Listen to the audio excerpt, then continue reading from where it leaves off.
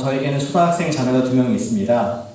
계절이 되면은, 특별히 가을 선선한 때가 되면은 학예가 있죠. 여러분들도 학예에 가십니까? 아이들을 위해서 카메라를 들고 학예에 가실 거로 생각됩니다. 저희는 갈 때마다 매년 똑같은 실수를 하는데 카메라를 놓고 가요. 그래서 어떻게 되니 결국에는 제 아내와 또 저의 셀폰을 꺼내가지고 가까이 가서 이렇게 찍어주려고 노력은 하지만 저녁 때 어두컴컴한 어디토리움에서 잘 나올 리가 없습니다. 근데 옆에 보면 기자들이 와 있습니다. 긴 망원 렌즈를 갖고 찍는데 기자인 줄 알았더니 부모들이라더라고요. 같은 부모인데 옆에는 정말 긴 망원 렌즈로 딱 찍으면은 앞에 얼굴이 있는 것처럼 아이의 활동을 하는 것이 발표하는 것이 생생하게 드러나는데 저희는 블러리하게 점이 막 나오고 까맣게 나오는 것을 보면서 참 부러움을 금치 못하는 것을 매년 경험하면서 똑같은 실수를 하고 있습니다. 우리는 전문가용 그런 기구를 갖길 원합니다. 예. 우리 정말 마이크도 그렇죠. 방송국에 쓰는 용이 따로 있습니다. 또 우리 사운드 시스템도 그렇습니다. 그리고 또 우리 미용실 하시는 분들도 전문적인 가위가 따로 있습니다. 제 아내가 머리를 오랫동안 깎아줬는데 저희가 쓰는 15불짜리 바리깡하고 좀 다르게 조금 더 좋은 기계를 쓰는 것을 볼 수가 있습니다. 이와 같이 업으로 하시는 분들, 전문적으로 하시는 분들, 그리고 거기에 대한 패션이 남다르신 분들은 남자는 투자를 하시고 전문가용 도구를 쓰시는 것을 저와 여러분께서 알고 계십니다. 그렇다면은 우리는 우리 믿음의 전문가가 아니겠습니까? 우리 매주 교회 와서 하나님 말씀 읽고 듣고 또 적용하는 그런 삶을 살고 계신데 우리가 어떻게 하면 전문가용 믿음을 가질 수가 있을까? 아마추어를 지나가서 입문자용을 지나가서 어떻게 하면 우리가 전문가용 믿음을 가질 수 있을까? 그래서 어떻게 하나님께 더 쓰임받는 그런 코너스톤 교회가 될까? 그것이 저와 여러분들의 고민인 줄로 아는 것입니다. 오늘 저희가 읽은 본문, 특별히 그 앞에부터 21절부터까지부터 보시면은 2가지 스토리가 등장합니다. 첫 번째 스토리는 우리 입문자용 믿음을 드러내는 좋은 스토리라고 할 수 있습니다. 그리고 뒤에 나오는 야이로 회당장 이야기는 전문가용 믿음. 이 2가지 스토리를 통해서 어떻게 하면 우리가 전문가용 믿음, 하나님께서 더욱더 쓰실 수 있는 그러한 하이 퀄리티의 믿음 생활을 할 수 있을까? 우리가 함께 말씀을 통해서 보고자 합니다. 오늘 21절을 보시면은 예수님께서 마을에 도착하셨습니다. 이 마을에 도착하실 때에 많은 무리들이 우리가 매주 봤듯이 가는 곳마다 예수 인기 폭발이었던 것 같아요. 가는 데마다 사람들이 몰려오고 여기도 예외가 아니었습니다. 근데 사람들이 많이 몰려있는데 그 중에서 유난히 한 사람이 나이는 정확히 알 수 없지만 아마 50대, 40대 말 50대 초반 되지 않았을까. 그 당시에 회당장이었기 때문에 그 지역의 마을의 유지였기 때문에 리더였고 장로였기 때문에 많은 사람들이 알고 있는 사람이었습니다. 그의 이름은 야이로. 회당장 야이라고 소개하고 있는 인물이 오늘 성경에 등장합니다. 그는 큰 무리가 예수님께 밀고 싸고 있는데 거기에 갑자기 앞으로 돌진해서 나오더니 냅죽 50대 신사가 엎드린 장면을 상상해 보십시오. 체면을 몰수하고 자기 어떤 명예를 다 뒤로하고 예수님 앞에 젊은 30대 초반의 랍비 선생님 앞에 무릎을 꿇고 얼굴을 땅에 대고 호소를 합니다. 그가 무엇을 구합니까? 23절에 보시기 바랍니다. 간곡히 구하여 이르되 내 어린 딸이 죽게 되었습니다. 오셔서 그 위에 손을 얹으사 그로 구원을 받아 살게 하소서. 그가 구했던 것은 한 가지입니다. 내 딸이 지금 열병으로 죽게 되었습니다. 당신께서 당신의 능력으로 손으로 안수 한번 해주시면은 완전히 나을 것을 제가 믿습니다. 담대한 믿음의 선포를 가졌던 회당장인 것을 오늘 말씀이 분명히 보여주고 있습니다. 그러나 오늘 말씀은 우리가 쭉 회당장 야이로의 이야기가 전개되기 전에 또 다른 이야기 속의 이야기를 또 전개되는 것을 보여주고 있습니다. 그는 다름 아닌 25절부터 나오는 12년 동안 혈루증을 앓았던 그런 아주 힘든 여인이었습니다. 상상해 보시기 바랍니다. 12년, 1년, 2년 몸에 상처가 있어서 흉터가 져도 너무나 마음이 힘든데 12년 동안 흉터가 아닌 피가 계속 끊임없이 나온다고 생각해 보시기 바랍니다. 아마 이 여인의 마음은 피폐할 대로 피폐했고 영혼은 지쳐 지친 그런 여인이었을 것 같습니다. 근데 그뿐만 아니라 그의 경제적인 것도 힘들었습니다. 왜 그렇습니까? 26절에 보시면은 많은 의사에게 많은 괴로움을 받았고 가진 것을 다 허비했으나 아무 효험이 없었습니다. 온갖 테라피와 약과 의사와 효험 있는 삶을 다 찾아갔지만 결과는 무엇이었습니까? 자기 몸만 더 망가지고 몸과 마음이 다 망가진 하나님께 너무나 낙심되어 있는 상황에 그런 여인을 오늘 성경이 조명을 해주고 있습니다. 그 여인은 어떻게 했습니까? 정말 마지막 심정이었을 것 같습니다. 지푸라기라도 짓는 심정으로 다 해봤습니다. 이스라엘에 있는 예루살렘에 있는 용화당 의사 다 갔지만 안 되기 때문에 이제 예수님 명의사라고 들었는데, 명선지자라고 들었는데, 그분 내가 혹시 뒤에 가서 앞에 가기도 두렵고 이제는 너무나 내가 지쳤기 때문에 뒤에 살짝 옷깃을 한번 만져도 낫지 않을까 하는 그러한 겨자씨만한 믿음이 그녀에게는 있었습니다. 28절에 이는 내가 그의 옷에만 손을 대어도 구원을 받으리라 생각함이러라. 어떻게 됐습니까? 그때 immediately, 즉시 그는 자기의 몸에서 피가 흐르는 것이 멈춘 것을 느끼는 그 기적을 경험하게 되었습니다. 정말 그가 손을 대었을 때 놀라운 12년 동안 한 번도 겪어보지 못했던 그런 치유를, 그런 상쾌함을, 기쁨을 맛보게 되었던 것이죠. 그때 예수님께서 어떻게 하셨습니까? 마치 우리가 지하철 사람 많은데 소매치기가 내 지갑을 빼갔을 때 느끼는 그런 허전함처럼 예수님께서도 아마 그 당시에 예수님께로부터 어떤 능력이 빠져나가는 것을 느끼셨던 것 같습니다. 이렇게 얘기하고 계십니다. 예수께서 그 능력이 자기에서 나가는 것을 스스로 아시고 돌이켜서 말씀하시기를 누가 내 옷을 지금 만졌느냐? 제자들이 기겁을 했죠. 지금 예수님 이렇게 많은 무리가 지금 야이로 집으로, 회당장 집으로 가고 있는데 당신을 누가 만졌냐요? 예수님 너무 가당치도 않은, 정말 웃기지도 않은 그 말씀하고 계십니다. 그렇게 예수님께 설명을 합니다.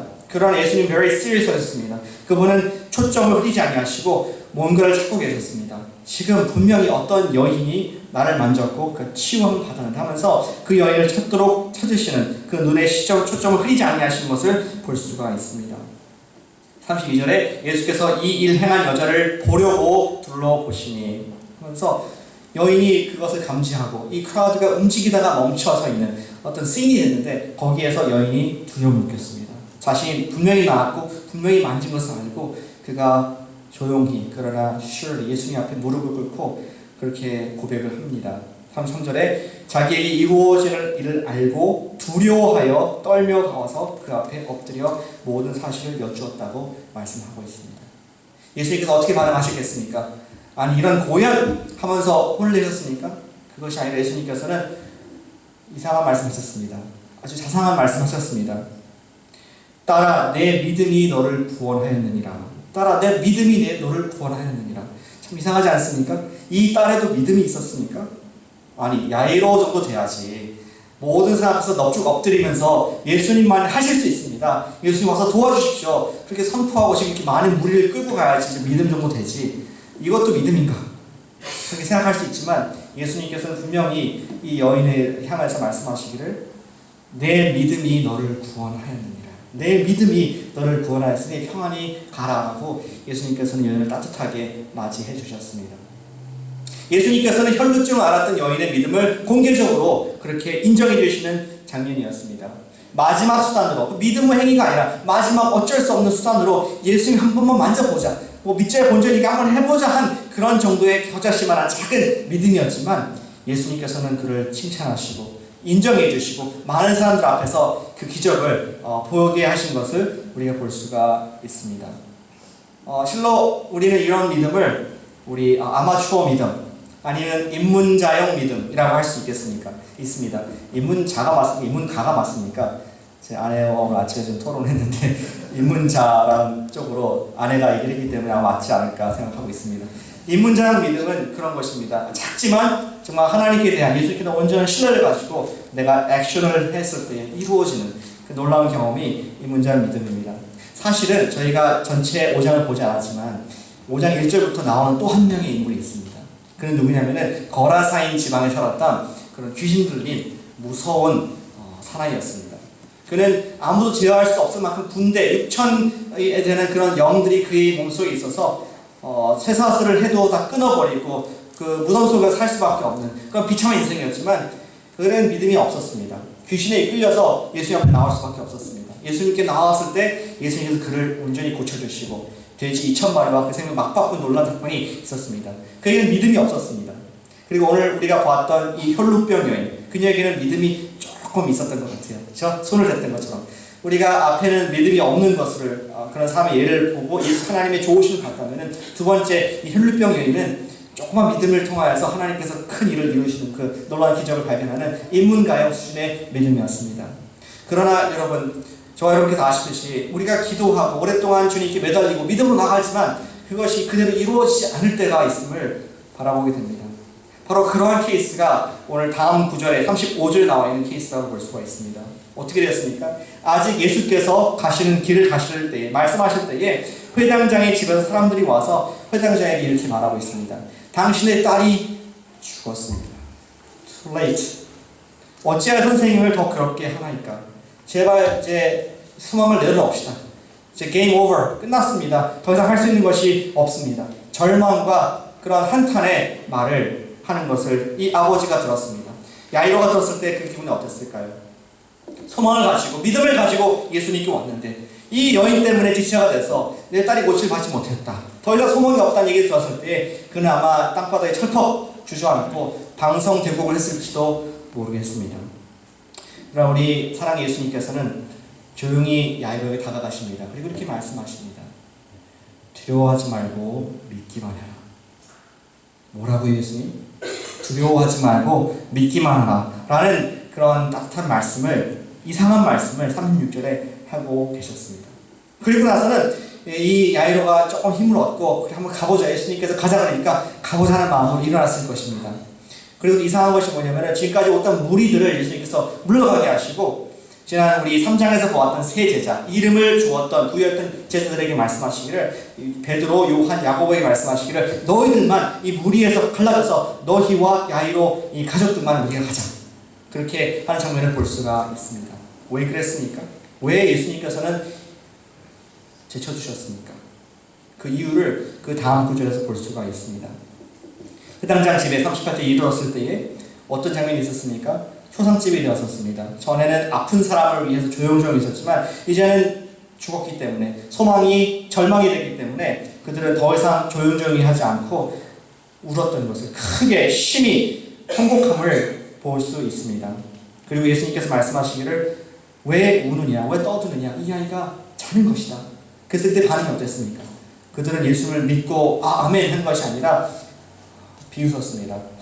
뭐라고? 당신이 뭘 알아? 지금 죽었다니까, 끝났다니까, 소망이 없다니까 하면서 예수님의 일하심을 부인하고 예수님의 일하심을 전혀 관심 갖지 않냐는 종교적인 행위에, 어떤 종교적인 관습에 꽂혀서 울고 있는 그런 소리를 하고 있는, 곡을 하고 있는 그런 모습을 볼 수가 있는 것입니다.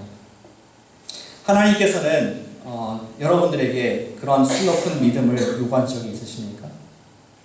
오랫동안, maybe 12년 동안 내가 기도해왔는데 아무도 알지 못하는 내 기도 제목이 있는데 이루어지지 않았습니다. 나 믿음으로 기도했습니다. 약속의 말씀도 붙잡았습니다. 그러나 이루어지지 않고 오히려 그 소망이 절망적인 상황일 때가 있으셨냐는 말입니다. 그때가 바로 주님께서 우리에게 전문가형 믿음을 요구하신 때인 줄로 우리가 믿으시길 바랍니다. 예수께서는 아까 함께했던 그 세 명의 제자들과 함께 또 야이로의 가족들과 함께만 그 아이가 있는 방으로 들어가셨습니다. 21절에 보시니까 그 아이가 있는 곳에 가서 아이의 손을 잡고 이르시되 달리다 쿰 하시니 번역하면 내가 네게 말하노니 소녀야 일어나라 하십니다 하면서 예수님께서 손을 잡고 일어나게 하셨습니다. 그때 왜 특별히 이 달리다 쿰이라는 말이 들어갔을까? 너무나 놀라운, 너무나 이해할 수 없는, 알 수 없는 경이로운 일이었기 때문에 이 마가가 아무래도 그 당시 원어인 아람어로서 예수님이 하셨던 그 말 그대로 적어서 이것이 사실인 것을 증명하기 위해서 문헌상으로 넣지 않았을까 많은 사람들이 생각을 합니다.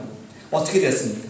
그때 다음 구절에 적혀 있습니다. 소녀가 곧 일어나서 걸으니 나이가 12살이라 사람들이 곧 크게 놀라거늘 하면서 놀라운 기적이 일어났습니다. 때까지 사람들이 예수를 병 고치는 분으로서, 병 낫게 하고 귀신 쫓는 분으로 생각했지만 적어도 이 공간에서만큼은, 야이로의 집에서만큼은 예수님께서는 부활을 시키시는 분으로, 생명을 다시 주실 수 있는 분으로 예수님께서 스스로를 소개하신 장면을 볼 수가 있습니다.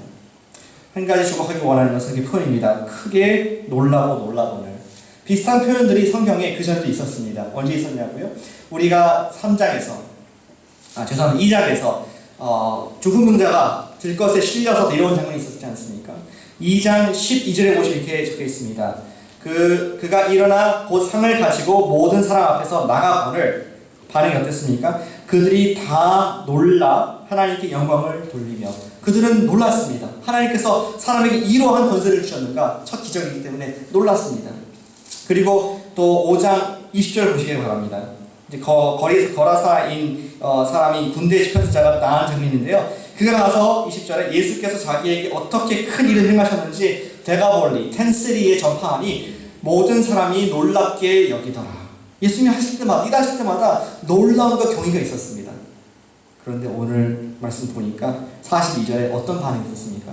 사람들이 곧 크게 놀라고, 한 번 놀란 것이 아니라 두 번, 성경이 두 번 반복하고 있습니다. 크게 놀라고 놀라운 일을, 하나님께서 예수님께서 놀라운 일을 하시는 것을 강조해서 표현을 하고 있습니다.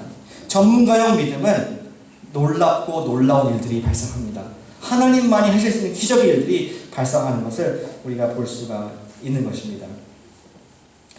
그렇다면은 좀 정리하겠습니다. 전문가용 믿음에 요구되는 두 가지 망원 렌즈가 있습니다. 두 가지 스펙이 있습니다. 좀 세상 용어를 쓴다면은 그 스펙이 뭘까요? 입문자용 믿음에서 벗어나서 우리가 더 깊이 들어갈 수 있는 전문가, 믿음의 전문가, 하나님 쓰시는 그런 하나님 나라의 백성이 되기 위해서 있어야 될 두 가지가 무엇인가 말씀드려서 정리를 하길 원합니다. 첫 번째, 전문가용 믿음에게는 깊은 신뢰가 요구됩니다. 전문가용 믿음에게는 깊은 신뢰의 망원 렌스가 붙어 있다는 것입니다. 혈루병 여인과 회당장의 이 믿음을 비교할 때에 혈루병 여인의 경우는 단순히 자기 힘을 다해 예수를 붙잡는 그런 단순한 심플하고 분명한 믿음인 것을 볼 수 있었습니다. 그러나 회당장의 경우에 그것만으로 충분하지 않았습니다. 딸의 병을 고침받기 원했지만 환경에 의해서, 특별히 죽음이라는 행동 중에서 예수님의 안서가 NO가 왔을 때에, 환경의 답이 NO였을 때 그는 절망할 수 있었습니다. 그때 예수님께서 뭐라고 하셨습니까? 아까 읽으신 25절의 말씀에, 26절의 말씀에 두려워하지 말고 믿기만 하라. 예수님께서는 저와 여러분들께서는 조금 더 깊은 신뢰, 예수님께 대한 온전한 신뢰로 붙잡고 우리를 데리고 가시는 것을 볼 수 있는 것입니다. 전문가용 믿음은 이전에 경험해보지 못한 하나님의 일하심에 대한 기대이고 신뢰인 것입니다. 작년에 2012년도에 나야가라 폴에서 놀라운 고개사가 있었습니다. 그는 긴 장대를 가지고 나야가라 폴스를 30분 동안 걸어가면서 이제 건너갔던, 기록을 세우고 많은 사람들이 환호했던 일이 있었습니다. 근데 잘 모르시는 것은 1859년에 한 150, 60년 전에 프랑스의 고개사 샤를 블론디라는 사람이 뉴욕 타임스에 작은 애를 냈던 것입니다. 뭐라고 됐냐면은 내가 맨날 몇 시에 나야가라 폭포에서 이 고개를 할 건데 그때 오기를 원합니다. 보기를 원합니다. 놀라운 쇼가 있습니다. 그런 광고를 냈다고 합니다. 나야가라 폭포 가셨습니까?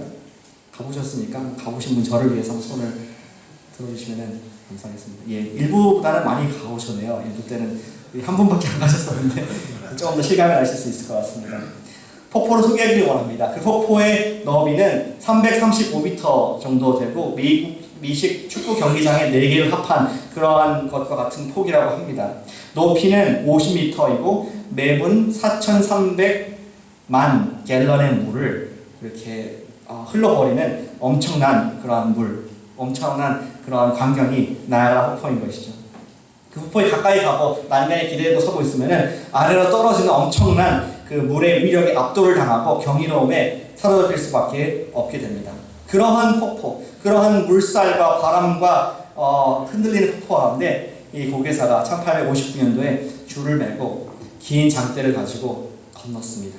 건너고 아까 말씀드린 30분 지나가지고 그 폭포를 갔다가 캐나다 쪽 갔다가 다시 미국 쪽으로 돌아왔을 때 많은 무리가 함성과 박수와 우레 같은 그러한 외침으로 이 사람 축하했습니다. 당신은 대단하십니다. 당신은 정말 우리가 탄탄한 그 다리를 짚고 건너가다가 힘들 텐데 바람이 불어가지고 당신은 줄을 타고 왔다 왔으니 얼마나 대단하십니까? 막 기립박수를 치기 시작했습니다. 신났습니다. 그렇다면 이번에 여러분 제가 이 장대를 내려놓고 맨손으로 갔다 오겠습니다. 그 얘기했을 때 사람들이 또 박수를 막 쳤습니다. 그리고 아니야 다를까 조심조심 두 손을 균형을 맞추면서 폭포를 갔다가 왔습니다. 사람들은 더욱더 흥분했습니다. 이 사람이 더욱 신났습니다. 여러분, 제가 장대 없이도 갔다 왔고 손을 벌려서도 갔다 왔는데 한 사람을 제가 업고 간다면은 갔다 올 수 있겠습니까? 사람들이 예, 할 수 있습니다. 박수 막 쳤습니다. 그때 얘기하는 질문, 모두 다 두려워하는 질문. 그럼 발런티어 한 번만 나와주시기 바랍니다. 갑자기 고개를 다 숙이고 눈치 보고 있을 때 한 어린아이가, 우리 지민이 같은 나이만 4학년 정도 아이가 손을 들었습니다. 제가 하겠습니다. 작은 목소리로 했을 때 사람들이 고개를 들고 또다시 박수를 막 칩니다. 당신은 저 아이를 업고 갔다 올 수 있습니다. 그래서 그 아이를 이제 목마를 태우고 균형을 맞추면서 또 조심 바람이 많이 불기 때문에 조심 갔다가 오는 걸 성공했습니다. 돌아왔을 때 전에와 비교할 수 없는 우리와 같은 박수와 열광하는 그런 문중들을 여러분들 상상해 보시길 바랍니다. 그리고 이 아이가 목마에서 내려오면서 그 고개사 아저씨한테 키스를 하면서 이렇게 얘기를 했다고 합니다. 아빠 감사해요. I knew you could do it. 아무도 할 수 없었지만, 아무도 신뢰할 수 없었지만 그 아들만큼은 고개사를, 아빠인 고개사를 믿을 수 있었고 더 깊은 신뢰 가운데에 그 daring한 어템트를 할 수 있었다는 실화가 있습니다. 예수님께서는 우리에게 전문가형 믿음을 요구하십니다. 첫 번째 전문가형 믿음이 무엇입니까? 그것은 깊은 신뢰가 요구되는 믿음인 것입니다. 깊은 신뢰의 믿음. 내가 기도했던 대로, 내가 기대했던 대로 이루어지지 않았다 할지라도, 수년 동안, 아니 10년 동안 내가 기도했더라도 그래도 하나님께서 이루실 것이라는 믿음을 끝까지 잃지 않고 절망의 상황 가운데서도 내가 기도할 수 있는 것, 절망의 상황 가운데서도 신뢰할 수 있는 것이 깊은 신뢰의 믿음인 것입니다. 전문가형 믿음은 깊은 신뢰를 요구합니다. 특별히 구체적으로 적용하기 원하는 것은 우리가 내 뜻대로 상황이 되지 않았다 하여서, 내 기도대로 됐다 하지 않았다 하여서 우리 입술로 범죄하지 않기를 원합니다.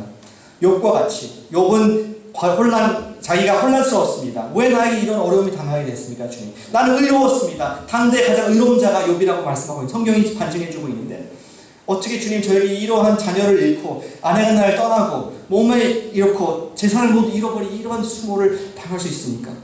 그때 욥의 위대한 점이 무엇입니까? 그는 입술로 하나님께 원망하지 않았습니다. 하나님께 불평하지 않았습니다.